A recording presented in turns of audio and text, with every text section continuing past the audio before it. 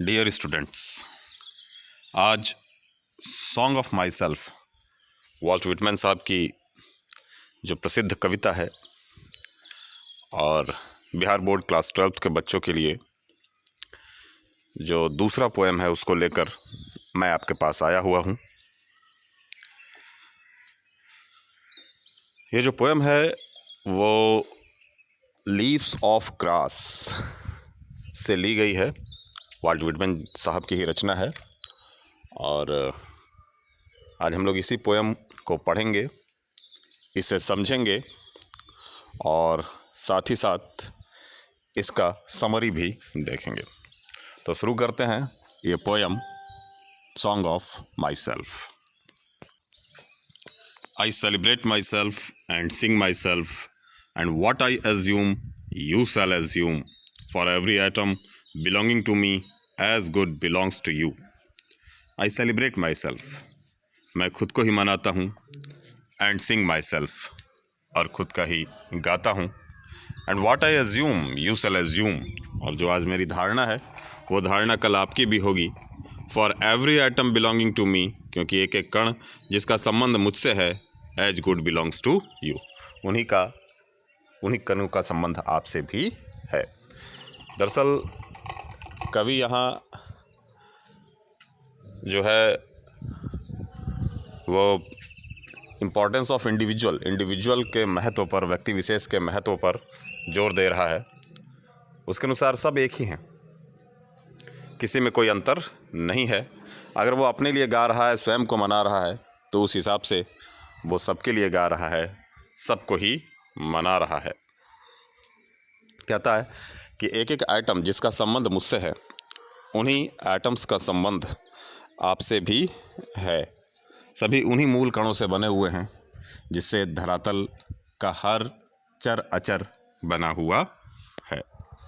आगे कवि कहते हैं कि I loaf and invite my soul, I lean and loaf at my ease, observing a spear of summer grass. Loaf शब्द यूं ही निरुद्देश्य भटकने से होता है। लोफर शब्द आपने सुना होगा, हिंदी में हम लोग बहुत खूब प्रयोग करते हैं। इंग्लिश का शब्द है लोफर, बिना उद्देश्य के इधर उधर भटकने वाला। तो कवि कहते हैं कि I loaf and invite my soul, कि मैं इधर उधर घूमता फिरता हूँ और अपने शॉल, अपनी आत्मा को इनवाइट करता हूँ, आमंत्रित करता हूँ। कहने का तात्पर्य यह है कि कवि हर जगह जाता है, सबकी सुनता है, लेकिन जब कुछ करना होता है तो उस समय वो अपनी अंतरात्मा को आवाज़ लगाता है, और उनकी अंतरात्मा अगर कहती है कि हाँ ये सही है, इसे कर लो, तभी वो उस काम को करता है, अन्यथा वो इस काम को नहीं करता। यानी अंतरात्मा की आवाज़ को वो सुनता है, सब की देखा देखी वो नहीं करता है। I lean and loaf at my ease, observing a spear of summer grass. यानी घूमते फिरते जब उसकी नज़र समर ग्रास, गर्मी में उगने वाला जो ग्रास है, उसका जो स्पेयर है, उसका जो नोक है, उसका जो तिनका है, उस पर पड़ती है, तो भी वह जो है एक रूपता उसमें भी ढूंढने की कोशिश करता है, सिमिलरिटी उसमें भी ढूंढने की कोशिश करता है। सजीव जगत से वो सबको जोड़ता हुआ आगे बढ़ता है।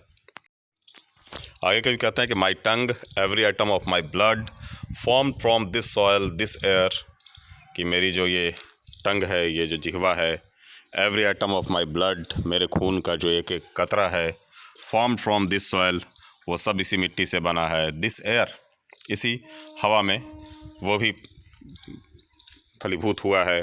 Born hair of parents, born hair from parents the same, माता पिता से जन्म हुआ है और सबके माता पिता एक हैं, and their parents the same, और उनके भी माता पिता एक हैं। अब कवि क्या समझाना चाह रहा है?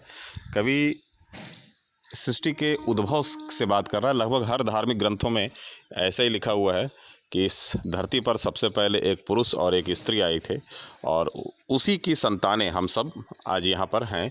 इसलिए एक रूपता सा वो जोड़ता है हम सब में। एक तरफ वो बताता है कि हमारा अस्तित्व भी बहुत हद तक एक ही सोर्स से आया हुआ है, और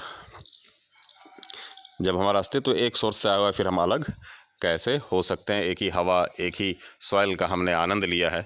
तो इस तरह से कवि वननेस का जो है वो यहाँ पर मैसेज देता है। आगे कवि जो है वो जानबूझकर कहता है, अपनी उम्र बताता है, कहता है I now 37 years old at perfect health begin. वो दूसरी लाइन में आई छप गया, वहाँ आई नहीं है। तो मैं 37 साल का हूँ और मेरे पूर्ण स्वास्थ्य की यहाँ से शुरुआत हो रही है। अब इस उम्र में आने के बाद शारीरिक स्वास्थ्य तो बिगड़ता जाता है, लेकिन कवि कहता है कि उसके पूर्ण स्वास्थ्य की शुरुआत हो रही है।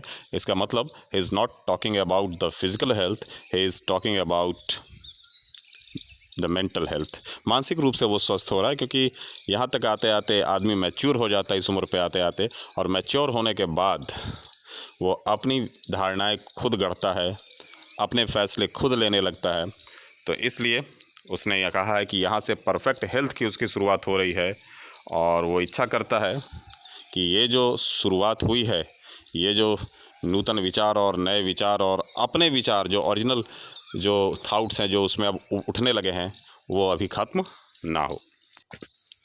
और इसलिए वो कहता है कि hoping to cease not till death, उम्मीद करता हूँ कि मौत तक ये सब थमेगा नहीं। Creeds and schools in abeyance, creeds और स्कूल्स को वर्ग जाति ये जो भेद वाली जितनी भी चीज़ें हैं उसको वो मानता नहीं है। Retiring back a while sufficed at what they are but never forgotten, बहुत सी मान्यताएं, बहुत सी धारणाएं ऐसी हैं जिनको कि जो अब संगत नहीं है समय के हिसाब से, और उनको भूल जाना चाहिए, उनको रिटायर हो जाना चाहिए, लेकिन अफसोस कि वो कभी भूले नहीं गए हैं। फिर कभी बोलता है कि आई हार्बर फॉर गुड और बैड, कभी कोई अंधविश्वासी नहीं है, वो क्या करता है, वो चिंतन करता है अच्छे और बुरे का, और अगर उसे लगता है कि हाँ ये काम अच्छा है तभी वो इस काम को करता है, वरना नहीं करता है, वो पहले चिंतन कर लेता है। I permit to speak at every hazard, किसी भी आपदा आने के पहले वो अनुमति चाहता है कि उसको एक बार अपनी बात रखने का अवसर ज़रूर दिया जाए। Nature without check with original energy, और वह बिना रुके अपने स्वभाव को बदलेगा नहीं, और अपने वास्तविक और स्वाभाविक ऊर्जा के साथ अपनी बात को वो दुनिया के सामने रखना चाहता है। तो ये पोएम थी सॉन्ग ऑफ माई सेल्फ, और इस तरह से कवि जो है वो अपनी विचारधाराओं को सामने आपके रख रहा था। आइए अब इसका सारांश देख लेते हैं। Song of myself has been taken from Walt Whitman's work leaves of grass. ये जो सॉन्ग ऑफ माई सेल्फ है वो कहाँ से लिया गया है, तो वॉल्ट विटमैन साहब के रचना लीव्स ऑफ ग्रास से ली गई है। The theme of the poem is the importance of the individual, जो थीम है इस पोएम का, जो विषय वस्तु इस पोएम का, वो है इम्पॉर्टेंस ऑफ इंडिविजुअल, व्यक्ति विशेष का महत्व। The speaker is celebrating himself, कवि जो है वो अपने आप को मना रहा है, एंड सिंगिंग ऑफ हिमसेल्फ, और खुद का गाना गा रहा है। बट इन ए सेंस, लेकिन एक अर्थ में, he is singing of every one, वह हर किसी के लिए ही गा रहा है। क्यों भाई? क्योंकि to him all are one, क्योंकि उसके अनुसार सब एक हैं। द पोएट वांडर्स, कवि वांडर करता है, भटकता है, and sees and listens to every one, सुनता है, देखता है हर किसी को, बट डज ओनली वॉट, लेकिन करता केवल वही है जो his conscience permits him to do, उसकी जो कॉन्साइंस है, उसकी जो अंतरात्मा है, परमिट्स हिम, उसे अनुमति देती है करने के लिए।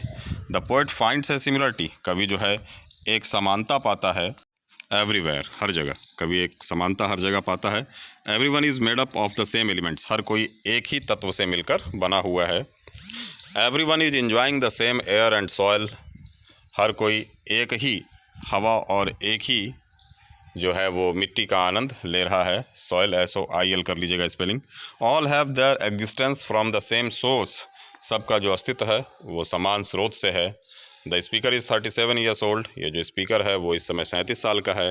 ही calls it the beginning of his mental health, वह इसे अपने मानसिक स्वास्थ्य की शुरुआत पुकारता है। The speaker does not believe in class and caste, जो स्पीकर है वो जाति और वर्ग में विश्वास नहीं रखता है। ही इज़ नॉट सुपरस्टिचुअस, वह अंधविश्वासी भी नहीं है। He believes only in what is good, वो विश्वास करता है केवल उसमें जो कि सही है। He wants to keep his views, वह अपने व्यूज़ को रखना चाहता है टू द वर्ल्ड, दुनिया के सामने, with his natural and original energy, अपने स्वाभाविक और वास्तविक ऊर्जा के साथ। तो ये था समरी, और सब्सक्राइब कीजिए हमारे चैनल को, जुड़े रहिए कहीं कुछ छूटेगा नहीं, पूरा कोर्स आपको यही मिलेगा, कहीं भटकने की आवश्यकता नहीं है। बस keep on watching and keep on liking. धन्यवाद।